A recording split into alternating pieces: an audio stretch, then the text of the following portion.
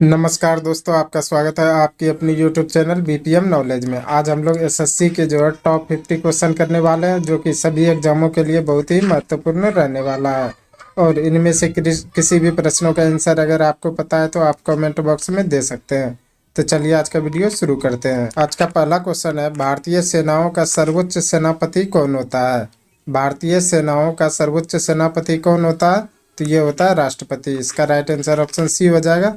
राष्ट्रपति जो है भारतीय सेनाओं का जो है सर्वोच्च सेनापति होता है। चलिए अगला क्वेश्चन देख लेते हैं। अगला क्वेश्चन है, लोएस चट्टान किस प्रकार की चट्टानों के उदाहरण है? लोएस चट्टान किस प्रकार के चट्टानों के उदाहरण है? तो यह क्यांतरित चट्टानों का। इसका राइट आंसर ऑप्शन ए हो जाएगा।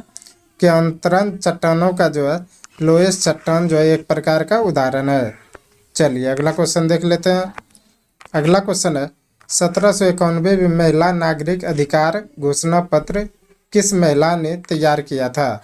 1791 में महिला नागरिक अधिकार घोषणा पत्र किस महिला ने तैयार किया था? तो ये किया था ओलंप द गुज ने। इसका राइट आंसर ऑप्शन सी हो जाएगा।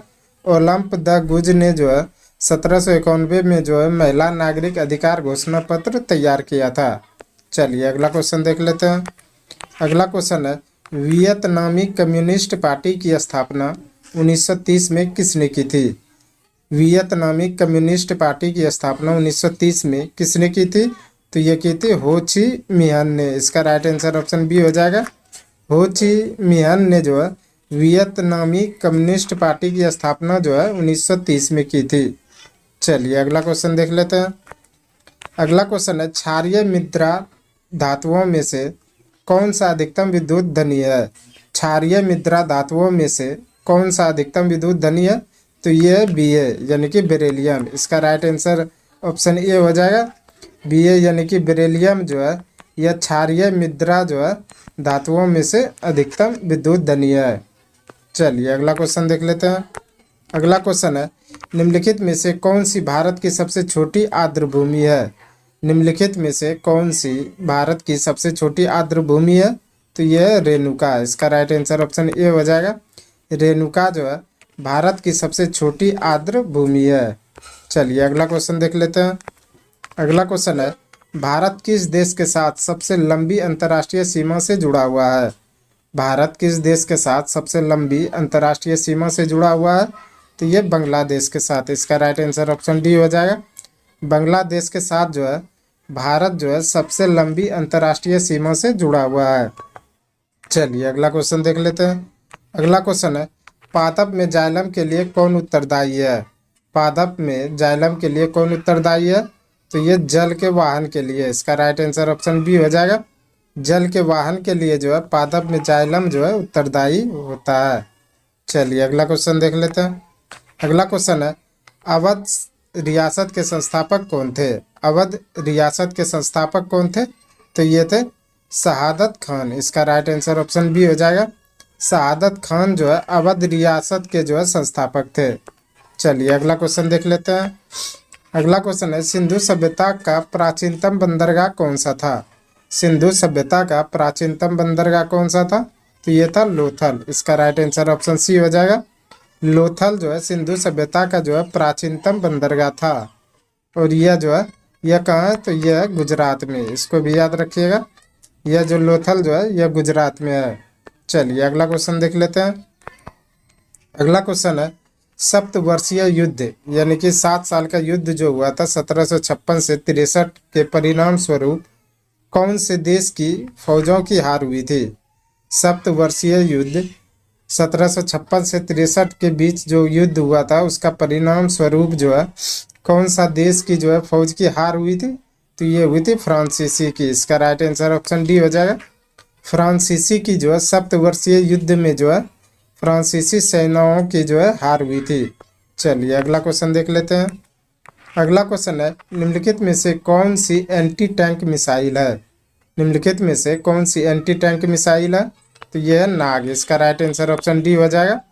नाग जो है यह एक एंटी टैंक जो है मिसाइल है। चलिए अगला क्वेश्चन देख लेते हैं। अगला क्वेश्चन है, भारतीय संविधान की 8वीं अनुसूची में कितनी भाषाएं शामिल है? भारतीय संविधान की 8वीं अनुसूची में कितनी भाषाएं शामिल है? तो ये 22 भाषा। इसका राइट आंसर ऑप्शन ए हो जाएगा। भारतीय संविधान की 8वीं अनुसूची में जो है 22 भाषाएं शामिल हैं। चलिए अगला क्वेश्चन देख लेते हैं। अगला क्वेश्चन है URI का पूर्ण रूप क्या होता है। URI का जो है पूर्ण रूप क्या होता है, तो ये होता है यूनिफॉर्म रिसोर्स लोकेटर। इसका राइट आंसर ऑप्शन सी हो जाएगा। यूनिफॉर्म रिसोर्स लोकेटर जो है यह URI का जो है पूर्ण रूप होता है। चलिए अगला क्वेश्चन देख लेते हैं। अगला क्वेश्चन है भारतीय संविधान में मूल कर्तव्यों को जोड़ा गया था। भारतीय संविधान में मूल कर्तव्यों को जोड़ा गया था, तो ये 42वें संशोधन द्वारा। इसका राइट आंसर ऑप्शन बी हो जाएगा। 42वें संशोधन द्वारा जो है भारतीय संविधान में मूल कर्तव्यों को जो है जोड़ा गया था। चलिए अगला क्वेश्चन देख लेते हैं। अगला क्वेश्चन है पहली इलेक्ट्रॉनिक वोटिंग मशीन किसने डिजाइन की थी। पहली इलेक्ट्रॉनिक वोटिंग मशीन किसने डिजाइन की थी, तो ये की थी MB हनीफा ने। इसका राइट आंसर ऑप्शन डी हो जाएगा। MB हनीफा ने जो है पहली इलेक्ट्रॉनिक वोटिंग मशीन जो है डिजाइन की थी। चलिए अगला क्वेश्चन देख लेते हैं। अगला क्वेश्चन है सेंटियागो की राजधानी कहाँ है। सेंटियागो की राजधानी कहाँ है, तो ये चिली में। इसका राइट आंसर ऑप्शन ए हो जाएगा। सेंटियागो की राजधानी जो है चिली है। चलिए अगला क्वेश्चन देख लेते हैं। अगला क्वेश्चन है किस आंग्ल मैसूर युद्ध में अंग्रेजी फौज ने टीपू सुल्तान को मारा। किस आंग्ल मैसूर युद्ध में अंग्रेजी फौज ने टीपू सुल्तान को मारा, तो ये चौथी आंग्ल युद्ध में। इसका राइट आंसर ऑप्शन ए हो जाएगा। चौथी मैसूर आंग्ल युद्ध में जो है अंग्रेजी फौज को ने जो है टीपू सुल्तान को मारा था। चलिए अगला क्वेश्चन देख लेते हैं। अगला क्वेश्चन है 1902 में पुलिस कमीशन किसकी अध्यक्षता में शामिल हुआ था। 1902 ईस्वी में पुलिस कमीशन किसकी अध्यक्षता में जो है स्थापित हुआ था, तो ये हुआ था सर एंड्रयूज फ्रेजर। इसका राइट आंसर ऑप्शन सी हो जाएगा। सर एंड्रयूज फ्रेजर की अध्यक्षता में जो है 1902 ईस्वी में जो है पुलिस कमीशन जो है स्थापित हुआ था। चलिए अगला क्वेश्चन देख लेते हैं। अगला क्वेश्चन है चंपा निम्नलिखित में से किस महाजनपद की राजधानी थी। चंपा निम्नलिखित में से किस महाजनपद की जो है राजधानी थी, तो ये अंग की थी। इसका राइट आंसर ऑप्शन डी हो जाएगा। चंपा जो है अंग महाजनपद की जो है राजधानी थी। चलिए अगला क्वेश्चन देख लेते हैं। अगला क्वेश्चन है चिपको आंदोलन से संबंधित था। चिपको आंदोलन से संबंधित को क्या था, तो ये वृक्षों के जंगल में काटने को रोकने से। इसका राइट आंसर ऑप्शन डी हो जाएगा। वृक्षों के जंगल में काटने के रोकने से जो है यह चिपको आंदोलन चलाया गया था। चलिए अगला क्वेश्चन देख लेते हैं। अगला क्वेश्चन है निम्नलिखित में से कौन सी नदी का उद्गम भारत में नहीं है। निम्नलिखित में से कौन सी नदी का उद्गम भारत में नहीं है, तो ये ब्रह्मपुत्र का। इसका राइट आंसर ऑप्शन सी हो जाएगा। ब्रह्मपुत्र नदी का उद्गम जो है यह भारत में नहीं है। चलिए अगला क्वेश्चन देख लेते हैं। अगला क्वेश्चन है सौर मंडल में क्षुद्र बोल्ट किन दो ग्रहों के बीच स्थित है। सौर मंडल में क्षुद्र बोल्ट किन दो ग्रहों के बीच स्थित है, तो यह मंगल और बृहस्पति के बीच। इसका राइट आंसर ऑप्शन बी हो जाएगा। मंगल और बृहस्पति के बीच जो है सौर मंडल में जो है क्षुद्र ग्रह जो है बोल्ट स्थित है। चलिए अगला क्वेश्चन देख लेते हैं। अगला क्वेश्चन है भारतीय संविधान में कितनी अनुसूचियां हैं।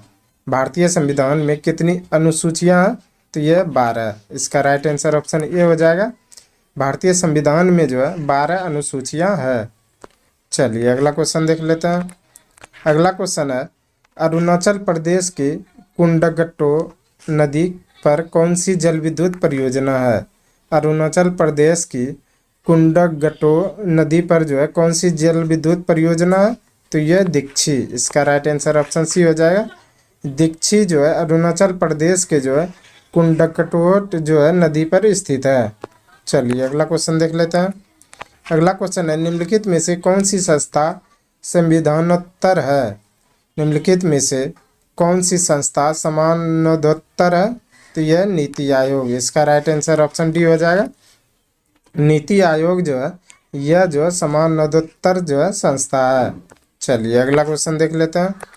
अगला क्वेश्चन है भारत में रेलवे यानी कि रेलगाड़ी की शुरुआत कब हुई। भारत में रेलवे यानी कि रेलगाड़ी की शुरुआत कब हुई, तो ये हुई थी 1853 में। इसका राइट आंसर ऑप्शन डी हो जाएगा। 1853 में जो है भारत में जो है रेलगाड़ी की शुरुआत हुई थी।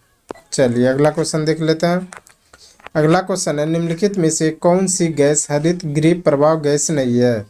निम्नलिखित में से कौन सी गैस हरित गृह प्रभाव गैस नहीं है? तो यह CO2। इसका राइट आंसर ऑप्शन ए हो जाएगा। CO2 यानी कि कार्बन डाइऑक्साइड गैस जो है यह हरित गृह प्रभाव गैस नहीं है। चलिए अगला क्वेश्चन देख लेते हैं। अगला क्वेश्चन है, रेडियो सक्रियता की खोज निम्नलिखित में से किसके द्वारा की गई थी? रेडियो सक्रियता की खोज निम्नलिखित में से किसके द्वारा की गई थी? तो ये बैक्यूरेले के द्वारा। इसका राइट आंसर ऑप्शन ए हो जाएगा।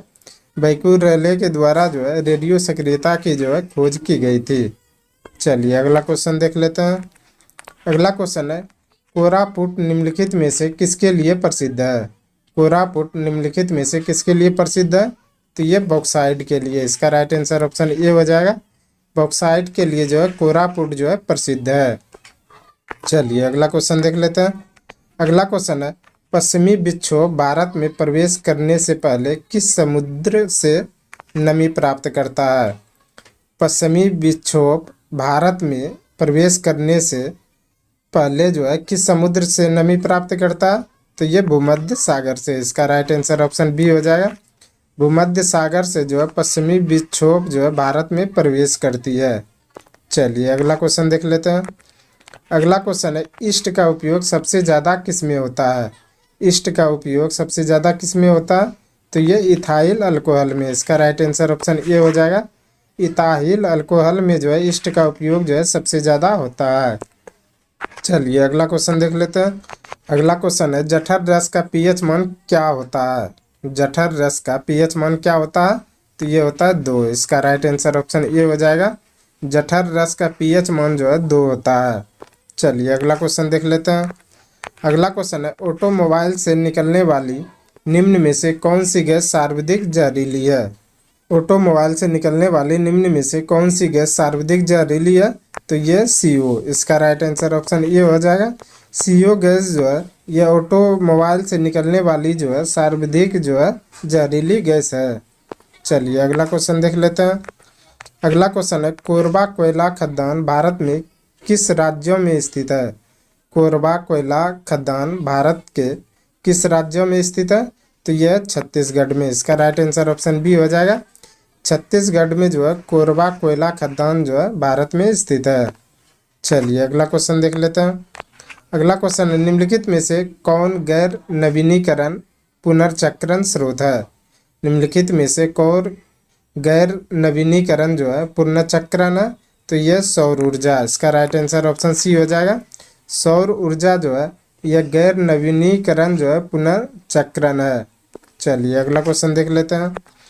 अगला क्वेश्चन है, बेकिंग सोडा का रासायनिक सूत्र क्या है? बेकिंग सोडा का रासायनिक सूत्र क्या है? तो यह NaHCO3। इसका राइट आंसर ऑप्शन ए हो जाएगा। NaHCO3 जो है यह बेकिंग सोडा का जो है रासायनिक सूत्र है। चलिए अगला क्वेश्चन देख लेते हैं।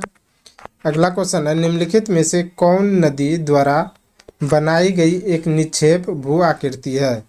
निम्नलिखित में से कौन नदी द्वारा बनाई गई एक निक्षेपी भू आकृति जो है यह जलोढ़ पंख। इसका राइट आंसर ऑप्शन बी हो जाएगा।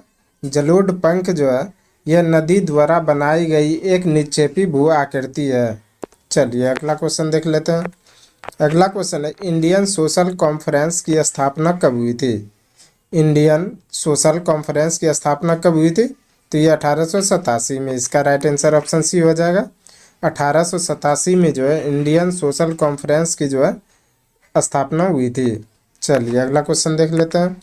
अगला क्वेश्चन है, निम्नलिखित में से मध्य साम्राज्य का कौन सा शहर गंगा, सोन और गंडक के संगम पर बसा है?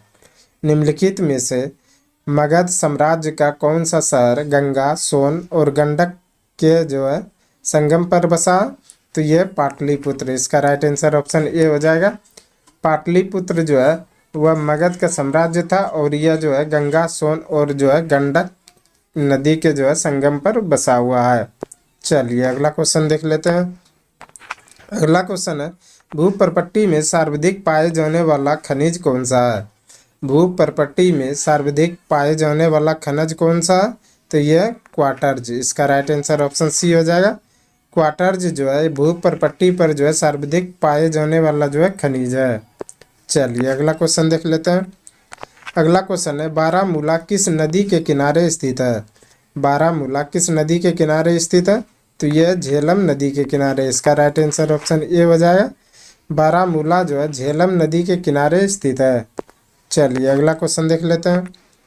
अगला क्वेश्चन है जंग का रासायनिक नाम क्या है? जंग का रासायनिक नाम क्या है? तो यह फेरिक ऑक्साइड, इसका राइट आंसर ऑप्शन ए हो जाएगा।